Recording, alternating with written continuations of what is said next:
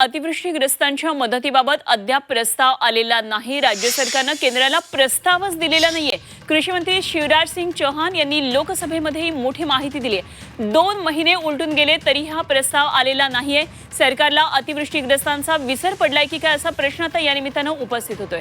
अतिवृष्टीनंतर महाराष्ट्र शासनाने शेतकऱ्यांना आर्थिक मदत देण्यासाठी कुठल्याही प्रकारचा प्रस्ताव केंद्राकडे पाठवलेलाच नाहीये अशी माहिती कृषी मंत्री शिवराज सिंग चौहान यांनी मंगळवारी लोकसभेत दिली। अतिवृष्टीमुळे 14 लाख हेक्टर शेती नष्ट झाल्याची माहिती राज्याचे कृषी मंत्री दत्तात्रय भरणे यांनी दिलेली होती। मात्र महाराष्ट्र सरकारने केंद्राला 1,10,000 हेक्टर शेती नष्ट झाल्याचं सांगितलेलं आहे आणि केंद्रीय कृषी मंत्री शिवराज सिंग चौहान यांनी मंगळवारी लोकसभेत दिलेल्या माहितीनुसार महाराष्ट्र शासनाने राज्य आपत्ती निवारण निधीतून अतिवृष्टी आणि पुरामुळे उद्ध्वस्त झालेल्या शेतकऱ्यांना 4,176 कोटींची मदत केलेली आहे। यात केंद्राचा वाटा 3,132 कोटी रुपयांचा आहे आणि हा निधी 2 टप्प्यामध्ये राज्याला देण्यात आलेला आहे।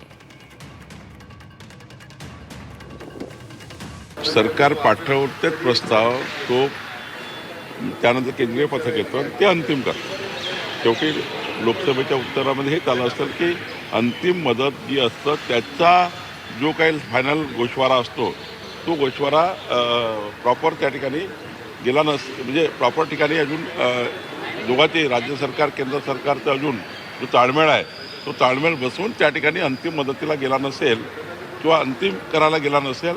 आज एवढंच आहे की दोघाही आमचं आणि केंद्राचं पाहणी झालेली आहे।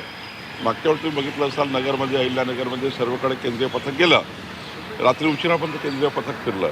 त्यामुळं दोघांची ताळमेळ करून अंतिम प्रस्ताव तो आता मदतीकरता जाईल।